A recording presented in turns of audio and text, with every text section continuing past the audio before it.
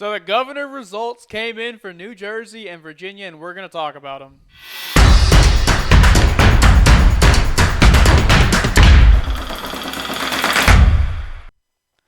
Guys, we got results for the Virginia and the New Jersey the governor's race, yeah, right? I can't talk. The governor race, and so we have a Republican governor for Virginia and a Democratic governor for New Jersey, and both of them are a little bit shocking. I feel like. Right. Yeah. I think the left has been really were shaken by the results of this, that a Republican would win in Virginia like he did, Yeah. and then in New Jersey, the fact that it was so close that even last night when the polls were closing, it was looking like a Republican was going to win, and I think some votes came in late last night, and the Democrats, As they always do. As they always do. just a little fishy there, but.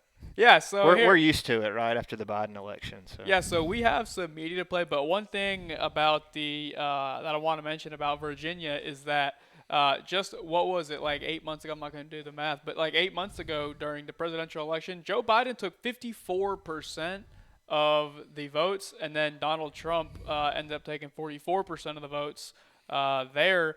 And what do you know? Just a few months later, we have a Republican take office. Like, Right. does that not seem a little bit weird to you? I mean, it's not even that's I know this isn't about Joe Biden, but that says something about his presidency. Right. I mean, that's And these are two governor's races that the rest of the country really looks at because they're the first two after the presidential election, and they kind of like tell where the momentum's heading. And both these states were Democrat after Trump was elected in 2016, and they account for 11. They're 11th and 12th in population nationally, which is a little over 5%. So that's a big swing of population of what everybody's going to vote. Yeah. In the midterms and then the next presidential election. Yeah. So we have some media, so let's go ahead and play it. In Virginia's closely watched governor's race, Republican businessman Glenn Youngkin has emerged triumphant. All righty, Virginia, we won this thing! Narrowly defeating his Democratic opponent, former Governor Terry McAuliffe. I just want to say I'm glad that he's at least happy. He sounds happy, so that's good. That's good that he's like he's excited to be a winner, and instead of just thank you for voting me in, and he's like has some emotion in there. In a state President Biden won by 10 points just 1 year ago. This is the spirit of Virginia coming together like never before. Former President Donald Trump, who endorsed Youngkin and held tele-rallies for him, released several statements overnight claiming victory and thanking, quote, MAGA voters. But Youngkin successfully kept his distance from Mr. Trump during the race and did not campaign with him. Our NBC News exit. I think that's probably pretty good because there's a lot of, obviously a lot of hatred revolving around Donald Trump. And obviously, while Donald Trump goes in the same party as him, Donald Trump didn't win the election, or that's up for debate. But Donald Trump is not the president right now, so let's just say the presidential election was, valid and truthful. Clearly more people wanted Joe Biden to be president, obviously in the case that the election wasn't fraudulent. And so it's probably pretty good for him to stay away from Donald Trump. Right. Donald Trump could help him in some cases, but clearly more people didn't want him, especially in the state of Virginia. Right. And he's got plenty of things to run for, and a platform to stand on, which is like critical race theory being taught in Virginia schools. That's been a huge thing. There's the Loudoun County thing that we had a podcast on. Yeah. And then all the other things that are an issue for Biden, such as border security, the Afghanistan, inflation. So he doesn't really need Trump in his back door, supporting him. He's got plenty of grounds to stand on alone. Yeah, that's very. Poll very shows true. the former president remains unpopular with most Virginia voters, while a majority viewed Youngkin favorably. Youngkin cut into McAuliffe's margins in Democratic strongholds, winning back suburban voters who Trump lost in 2020 by focusing on education, including the controversial critical race theory, which highlights the role of racism in U.S. history, but isn't actually taught in Virginia. I don't think that's true. This is an NBC report right here. So we've seen plenty of evidence where that is taught. The National That is Association taught for America nationally right now. was defending the teaching of critical race theory. Yeah, so. that's nationally taught for sure. And the other thing was the Democrat candidate running for governor. He mentioned Trump repeatedly throughout his campaign. Yeah. And so he was built around, going against Trump. So while Munchkin did the opposite. Yeah. Won, so. We are going to reestablish excellence in our schools.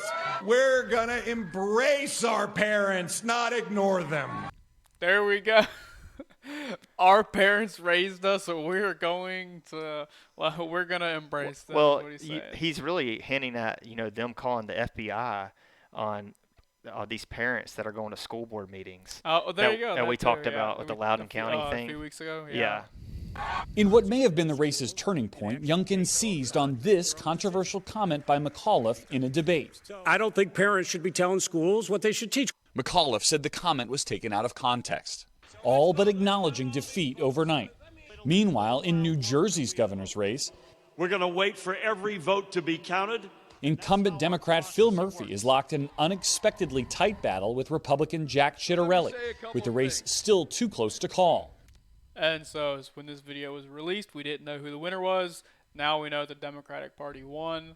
Hey, but it was enough to really get the Democrats worried about the direction of things, where things are headed under Joe Biden's presidency. And so, I mean, that is something interesting to know is that it was so close that we didn't know who actually was going to take office. And so, I mean, just because one party wins, it doesn't mean that, like, I mean, it's still very close, obviously. There's close to 50% people that want one party and 50% want the other party. So, I mean, it being a close race still tells a story. It's not, the Democratic Party took everything because, everyone wanted them. So, those polls? The two gubernatorial races could have major implications for President Biden and the Democratic Party, with the president's agenda stalled in Congress and the midterm elections 1 year away. The president in Scotland asked if the Virginia race is a referendum on his administration. I've not seen any evidence that whether or not I am doing well or poorly, whether or not I've got my agenda passed or not, is going to have any real impact on winning or losing. Of course he's going to say that. Why would he not say that? I mean, we know that, in the case that Virginia, the Democrats didn't win, of course, I mean, he's going to say that because he doesn't want to say, yeah, me being president, I've done a bad job. I'm sorry, guys. I'll do better next time. But, like, I mean. There's a lot of people living in regret voting for him. So, yeah, there's a lot. Their money is not what it once was for them, and things are a lot more expensive these days. So. Yeah, and what I was going to say, I mean, whether he wants to admit it or not, his poll ratings have gone down drastically, and so is he the reason why people are not voting Democratic? Maybe not. Right. Just on the surface, it looks like maybe yes. Yeah, and we learned this in government in high school. Like when you go vote for your presidency, it's am I better than I was 4 years ago? And so that's what you base it on. And a lot of people are not better than they were a year ago under Trump's presidency. And the current financial situation. It really should be, is my life right now better than what my life was previously? And if the answer is no, then you change it. If the answer is yes, then you keep it the same for your vote. The results here are already setting off a new round of Democratic finger-pointing around the country, but especially on Capitol Hill. Virginia Senator Mark Warner blaming Democrats in Congress for not passing a bipartisan infrastructure bill that he says could have helped both Biden and Terry McAuliffe. Savannah, expect to hear a lot more of that kind of talk in the weeks ahead. Yeah, I mean, I think we're going to be seeing finger-pointing all over the place. I mean, it always happens. Look, it happens with Republicans blaming, poll results, true or not. Don't want to get into that debate. But, Democrats, when someone loses, they're pointing fingers.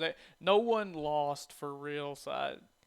We're going to be seeing a lot of finger pointing. We're going to see some stories unfold soon. And, I mean, it's just going to be an interesting thing to watch. Right. But it's definitely going to be interesting to see how things shake out, heading into the midterms.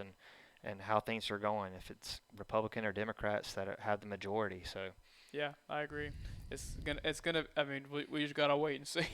right. Yeah. So I mean, we have our results from the governor races, and it is what it is at this point. Right. So anyway, guys, please give us a like and subscribe. Ring the bell. Put some comments down below. Go over to the freespeechforum.com. We are talking about this. We're talking about a bunch of other stuff. Join the conversation. We want you. There's a very active thread out there right now. People are talking about this, so join us. We're out there. Yeah, there's people on the thread all day. I mean, go find it, make an account, and start typing away. So anyway, guys, we'll see you on the next one. Yeah, see you next Peace time. out.